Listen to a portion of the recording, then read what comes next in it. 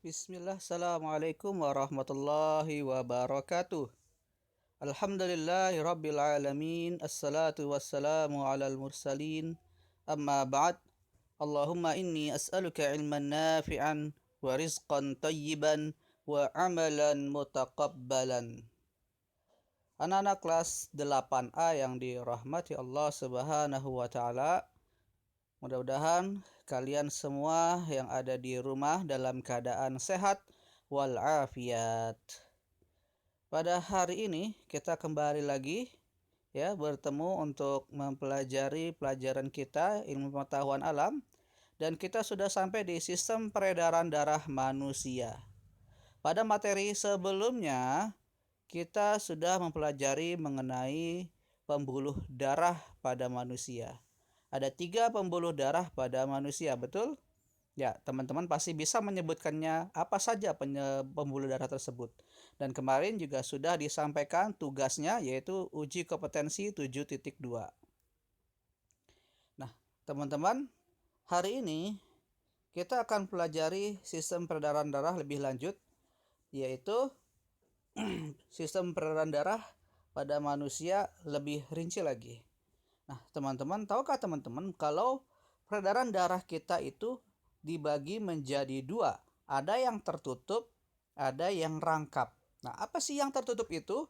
Peredaran darah yang tertutup itu adalah di mana darah mengalir atau beredar melalui pembuluh darah di dalam tubuh manusia.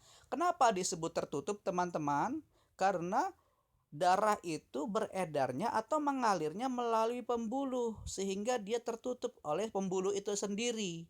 Maka disebut sebagai tertutup. Kalau terbuka maka dia tanpa pembuluh, teman-teman. Ya, namanya itu terbuka. Bedanya terbuka sama tertutup seperti itu. Kalau tertutup berarti dia ada di dalam pembuluh. Sedangkan kalau terbuka maka dia di luar pembuluh, ya. Nah, yang kedua, peredaran darah itu disebut sebagai peredaran darah rangkap, yaitu darah mengalir melalui jantung 2 kali, makanya disebutnya rangkap, ya. Kenapa? Karena lewat jantung 2 kali. Karena lewat 2 kali inilah maka dibedakan. Ada peredaran darah kecil, ada peredaran darah besar. Jadi rangkap itu dibagi 2 lagi, ya. Jadi rangkap dibagi 2 lagi, yaitu kecil dan besar. Apa itu kecil dan besar? Kita coba lihat penjelasan berikutnya, ya. Nah, kita lihat di sini. Peredaran darah kecil. Nah, teman-teman, peredaran kecil itu sebenarnya di jantung menuju paru-paru, teman-teman. Jadi dari paru-paru, jantung, paru-paru, ya. Jadi kalau kecil itu dia asalnya ke paru-paru. Buat apa sih ke paru-paru? Nah, secara umum dia ke paru-paru itu adalah untuk menukarkan jantung yang darahnya kotor, ya. Jantung di mana darah yang ada di dalam jantung itu darahnya kotor, mau dibawa ke paru-paru. Untuk apa? Untuk dibersihkan darahnya di paru-paru. Makanya di situ terjadi pertukaran, ya, pertukaran antara oksigen dengan karbon dioksida. Jadi darah dari jantung itu membawa karbon dioksida, kemudian di paru-paru ditukar darahnya, ya, ya, darahnya menjadi oksigen. Jadi dari paru-paru ke jantung lagi itu dia akan membawa darah oksigen. Ya, jadi jantung, paru-paru, jantung, ya, jantung, paru-paru, jantung. Nah, oke, kita coba sebutkan lagi ya untuk penjelasannya, di mana darah miskin O2 dan kaya CO2 dari bilik kanan jantung. Jadi, teman-teman perhatikan, dia asal dari bilik kanan, ya. Dari bilik kanan dia akan menuju ke kapiler paru-paru kiri, ya. Nanti ya dari bilik kanan jantung keluar melalui arteri pulmonalis, ya, dari kiri, ya. Dari kiri, teman-teman lihat arteri pulmonalis, perhatikan bilik kanan ke arteri pulmonalis menuju paru-paru kanan dan paru-paru kiri, ya. Ke kanan dan ke kiri. Perhatikan arah panahnya bercabang 2, ya. Kemudian darah menuju arteriol. Arteriol berarti pembuluh nadi, ya, yang lebih kecil lagi. Kemudian ke kapiler paru-paru yang berada di sekeliling alveolus. Ini sudah di dalam paru-paru, ya. Ya, di mana di alveolus ini terjadi difusi gas. yaitu keluarnya karbon dioksida dari kapiler ke alveolus dan masuknya oksigen dari alveolus ke kapiler darah. Jadi kapiler darah itu akan mengeluarkan karbon dioksida masuk ke alveolus, sedangkan oksigen dari alveolus dia akan masuk ke kapiler darah. Seperti itu teman-teman ya, saling bertukar. Nah, kemudian darah mengalir ke vena paru-paru paling kecil yaitu venula, ya, ke vena menuju sarambi jantung melalui mana? Melalui vena pulmonalis yang nanti dia akan mengalirkan darah kaya akan oksigen ya dari paru-paru ke serambi kiri jantung. Jadi dari kanan ke kiri ya. Dari bilik kanan ke serambi kiri. Jadi teman-teman hafalkan ya. Bilik kanan, paru-paru, kemudian ke serambi kiri ya. Kalau awalnya kanan berarti akhirnya kiri. Kalau awalnya bilik berarti akhirnya serambi. Seperti itu ya. Maka peredaran darah kecil ini disebut sebagai peredaran darah dari jantung ke paru-paru atau peredaran darah paru-paru. Mudah-mudahan teman-teman mengerti ya. Kalau belum mengerti silakan diulang-ulang kembali videonya. Selanjutnya peredaran darah besar. Kenapa disebut besar? Ya, peredaran darah besar ini sebenarnya dikatakan besar kenapa? Karena dia mengalir ke seluruh tubuh. Ya, ke seluruh tubuh kita. Jadi dari jantung, seluruh tubuh balik lagi ke jantung. Nah, secara umum teman-teman, penjelasannya begini ya, bahwa jantung ya akan mengalirkan darah yang kaya oksigen, ya, yang kaya oksigen, kemudian dialirkan seluruh tubuh untuk dipakai oleh tubuh, ya, oksigen dipakai oleh tubuh, kemudian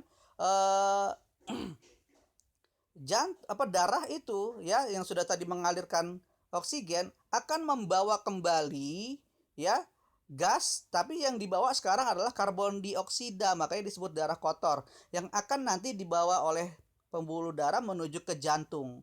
Jadi perbedaannya dengan paru-paru, kalau dari tadi yang kecil ya, kalau peredaran darah kecil dari jantung dia bawa yang kotor ya, kemudian nanti dari paru-paru dia bawa yang bersih, kembali lagi ke jantung. Nah, kebalikan kalau seluruh tubuh dia bawa yang bersih, pulangnya bawa yang kotor. Seperti itu ya. Nah, sekarang kita baca dulu penjelasannya. Darah mengalir menuju aorta karena bilik kiri jantung berkontraksi dan tadi ya ingat ya, kalau tadi kecil tuh dari bilik kanan, nah kalau yang besar dari bilik kiri ya, berkontraksi dan katup. Dari aorta darah akan mengalir ke percabangan arteri berbagai organ jaringan di seluruh tubuh termasuk kepala dan badan kecuali jantung dan paru-paru. Jadi darah yang dari jantung ini, yang dari bilik kiri ini kan ke seluruh tubuh kecuali jantung dan paru-paru. Nah, di dalam jaringan tubuh terjadi difusi oksigen dan zat-zat makanan dari kapiler ke jaringan dan sebaliknya. Ya, nanti difusi oksigen ini nanti akan bertukar ya antara oksigen dengan karbon dioksida. Oksigen akan ke jaringan tubuh, kemudian karbon dioksida akan ke kapiler. Nah, setelah terjadi pertukaran zat, darah menuju venula, kemudian ke vena, dan kembali ke serambi kanan jantung lewat vena besar. Ya, tadi sudah disebutkan kalau awalnya kiri maka nanti akhirnya jantung kanan. Ya, kalau awalnya kanan akhirnya kiri. Berarti kalau darah besar dia awalnya adalah kiri kemudian diakhiri ke kanan. Kalau awalnya bilik berarti akhirnya serambi. Seperti itu ya. Mudah-mudahan diingat. Nah, maka itulah karena dia melewati seluruh tubuh, makanya peredaran darah ini disebut sebagai peredaran darah besar ya. Nah, mudah-mudahan mengerti nih teman-teman ya, perbedaan peredaran darah kecil dengan peredaran darah besar. Nah, sistem peredaran darah jantung, pembuluh darah nadi besar atau aorta punya dua cabang yang disebut sebagai arteri koronaria, ini yang menuju jantung ya, berfungsi mengalirkan darah kaya oksigen dan zat makanan untuk metabolisme otot jantung. Maka dia tadi berperan di mana? Berperannya adalah pada peredaran darah besar. Ya, setelah terjadi pertukaran zat antara kapiler dengan jaringan, darah menuju vena koronaria dan kembali lagi ke jantung. Nah, ini dia sama ya, berperan dalam peredaran darah besar ya. Di dalam peredaran ruang jantung ke jaringan jantung kemudian kembali lagi ke ruang jantung disebut sebagai peredaran darah jantung. Jadi peredaran darahnya itu kalau dia dari ruang jantung ke jaringan jantung balik lagi ke ruang jantung disebut sebagai peredaran darah jantung. Ini alirannya seperti ini berarti ya.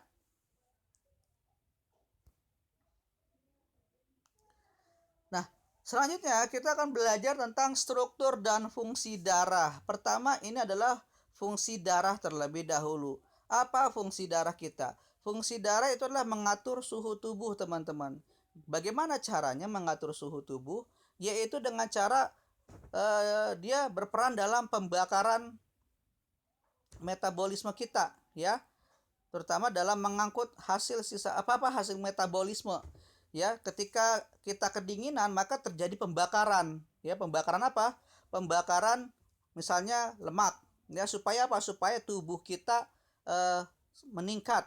Nah, yang berperan untuk mengedarkan semua itu supaya tubuh kita hangat itu adalah darah. Makanya di sini darah maksudnya mengatur suhu tubuh. Kemudian mengangkut bahan-bahan metabolisme seperti O2 dan zat-zat makanan sisa metabolisme. Ya, ini tadi sudah dijelaskan. Membunuh kuman atau kekebalan. Kenapa? Karena di dalam darah itu ada yang namanya sel darah putih yang berfungsi sebagai untuk melawan bakteri-bakteri dan juga virus ya. Kemudian mengedarkan hormon dan enzim, mempertahankan pH tubuh dan menutup luka. Ini nanti ada mekanisme bagaimana darah itu bisa menutup luka yang timbul di kulit kita. Nah, bagian pertama dari darah itu adalah plasma darah.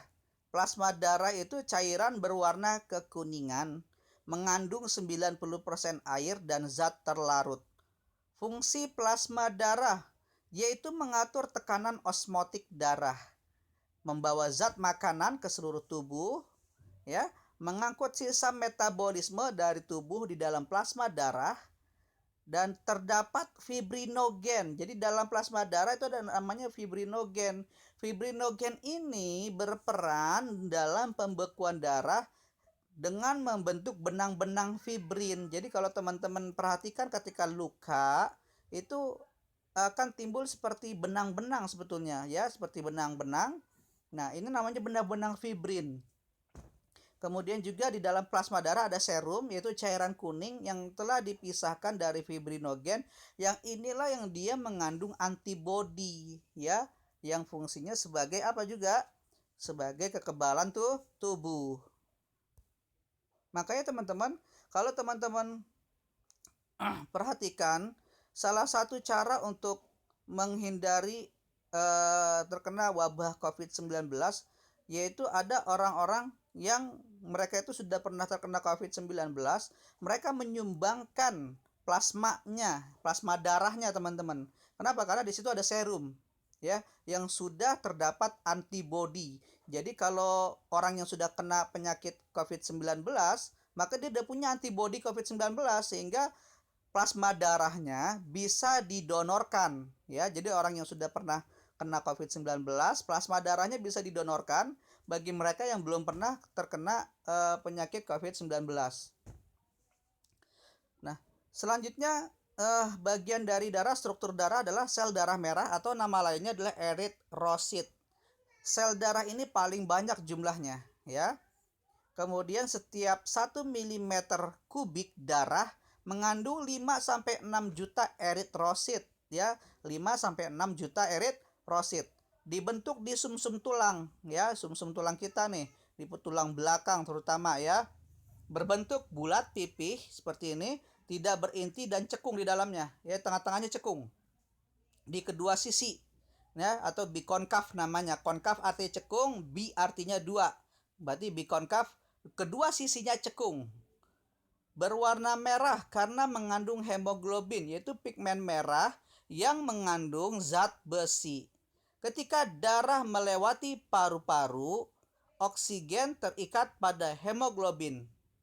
Eritrosit bergerak ke jaringan tubuh dan melepaskan oksigen yang selanjutnya berdifusi ke dalam sel tubuh untuk membakar zat-zat makanan sehingga terbentuk energi. Makanya ketika dia terbentuk energi, suhu tubuh kita akan meningkat. Makanya itu tadi ya, seperti itu. Bisa mengatur suhu tubuh.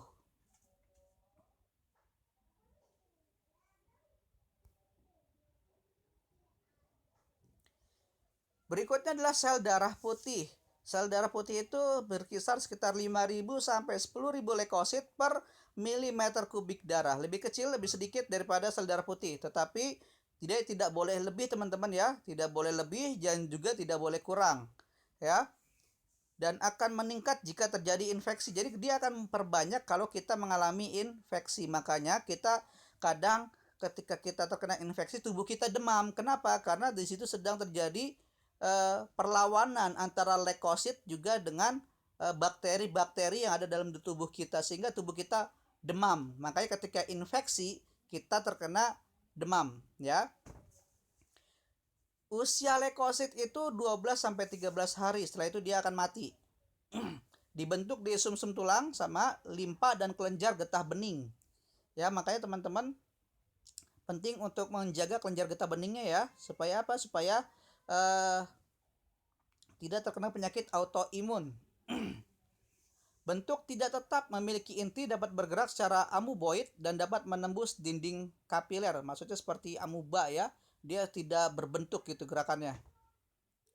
Keluarnya leukosit dari dinding kapiler disebut diapedesis. Ya, berfungsi melindungi tubuh dari kuman-kuman penyakit, misal dengan memakan bakteri atau menghasilkan antibodi.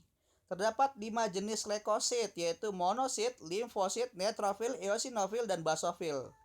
Leukosit melebihi jumlah normal, maka akan jadi leukositosis. Ya, ini bisa berkembang menjadi apa? Bisa berkembang menjadi penyakit kanker.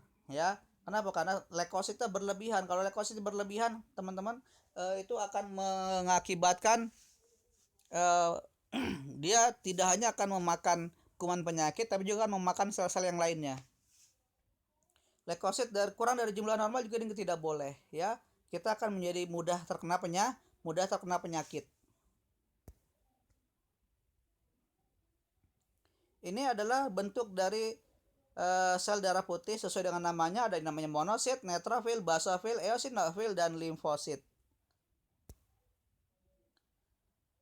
Selanjutnya bagian dari darah yang lainnya adalah keping darah, di mana dalam 1 mm kubik darah mengandung 250.000 keping darah. Usianya 7 sampai 9 hari, setelah itu akan dibuat kembali, berbentuk tidak teratur dan tidak berinti, berperan dalam proses pembekuan darah. Di mana ketika terjadi luka, maka trombosit akan pecah.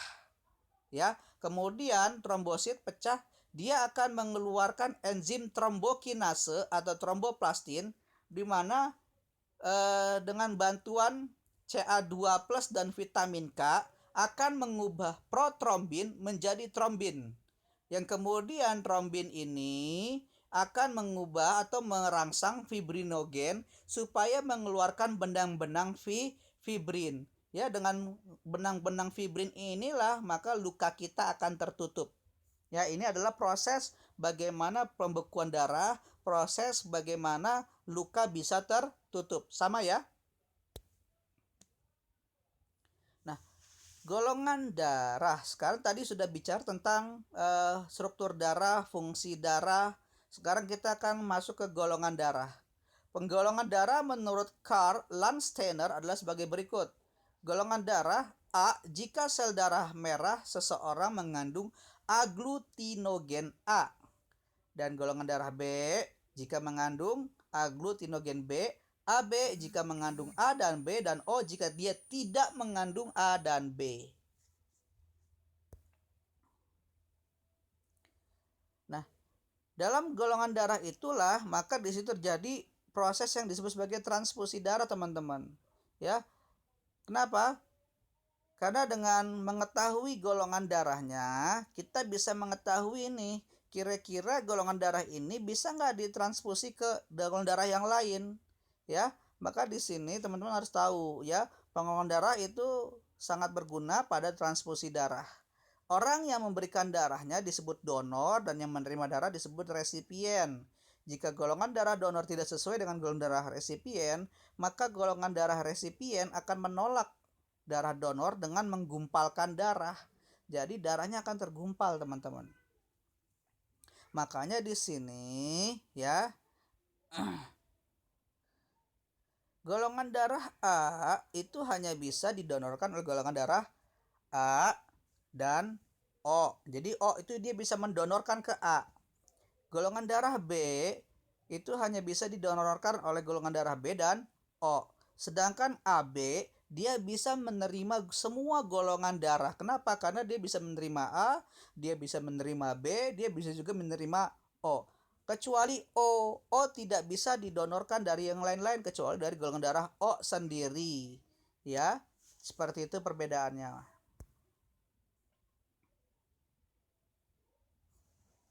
Nah, tadi sudah disebutkan bahwa limfa itu tempat pembuatan sel darah putih ya. Limfa atau getah bening adalah cairan bening berwarna sedikit kekuning-kuningan yang berasal dari plasma darah yang keluar dari pembuluh darah. Ya, jadi asalnya dari plasma darah ya. Tadi cairan bening berwarna sedikit kekuningan dari plasma darah, yaitu dari serum. Susunan limfa mirip dengan plasma darah dan mengandung leukosit, fibrinogen, serta trombosit.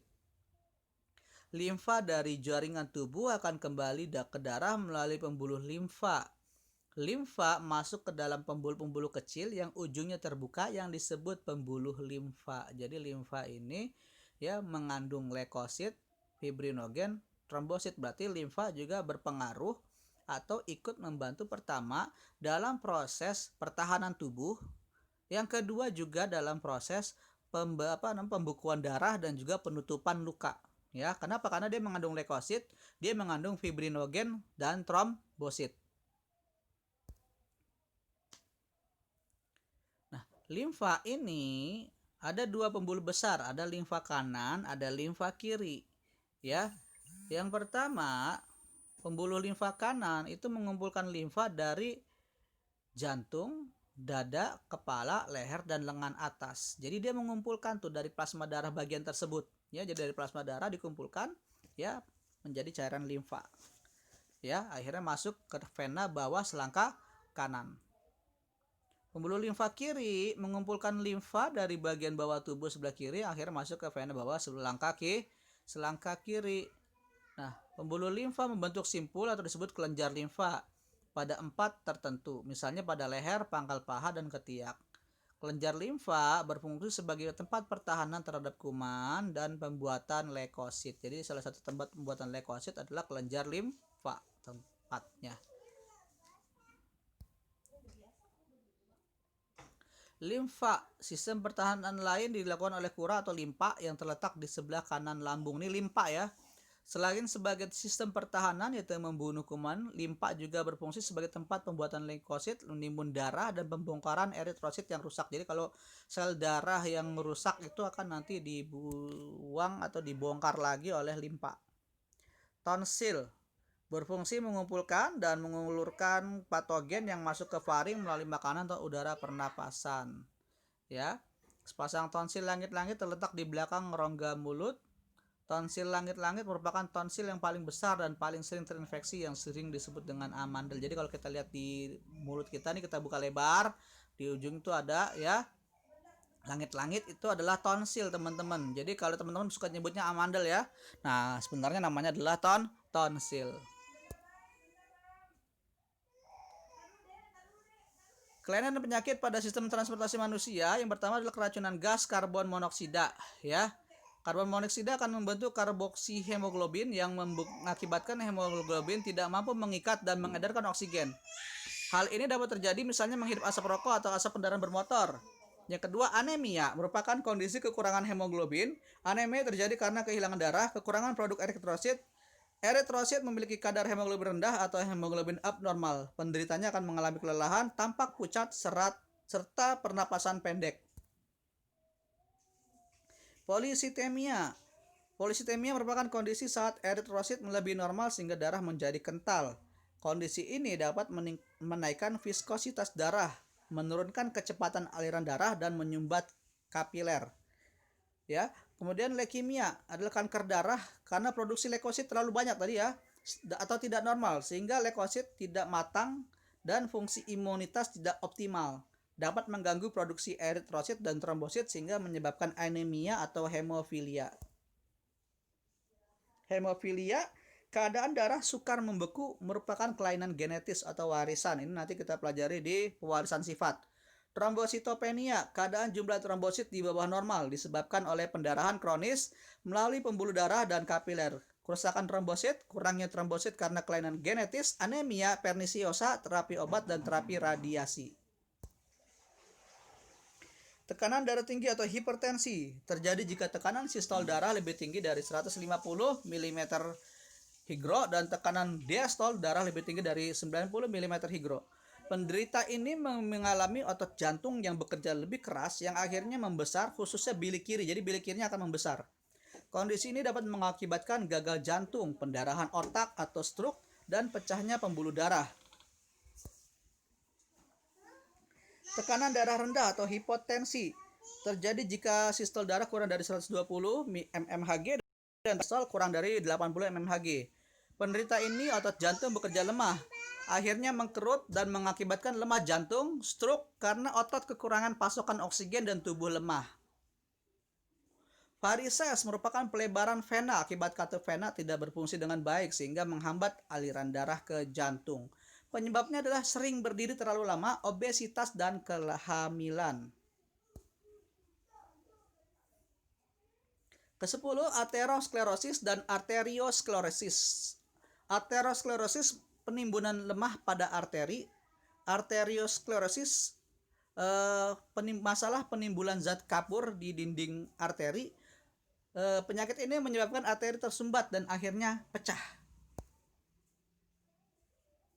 Jantung, faktor yang menyebabkan serangan jantung, kolesterol ya yang tinggi, hipertensi, merokok, kegemukan, tidak berolahraga, diabetes mellitus, dan kelainan genetis. Penyebab masalah jantung yang utama adalah kurangnya pasokan darah, koroninaria atau kegagalan konduksi listrik jantung. Pola hidup serba terburu-buru juga memicu penyakit jantung. Demikian teman-teman pembelajaran kita, mudah-mudahan bisa dimengerti. Insya Allah pekan depan kita akan mengadakan penilaian harian. Dipersiapkan ya teman-teman ya untuk penilaian hariannya. Silakan belajar lebih dahulu. Nah, sebagai persiapan untuk belajar silakan dikerjakan latihan pada buku IPA Terpadu SMP kelas 8 jilid 2 halaman 226. Ingat ya, biasanya Bapak ngambil dari soal-soal tersebut. Ya, kalau kalian belajar ya benar-benar belajar dari buku yang ini kalian kerjakan, insya Allah nanti kalian mendapatkan nilai yang bagus. Terima kasih teman-teman, tetap semangat semuanya ya, semoga kalian bisa mendapatkan nilai yang terbaik, kemudian juga tetap semangat semuanya, semangat, jangan sampai kita turun semangatnya. Akhirul kalam, subhanakallahumma bihamdik, asyhadu an la ilaha illa anta, astaghfiruka wa atubu ilaik. Assalamualaikum warahmatullahi wabarakatuh.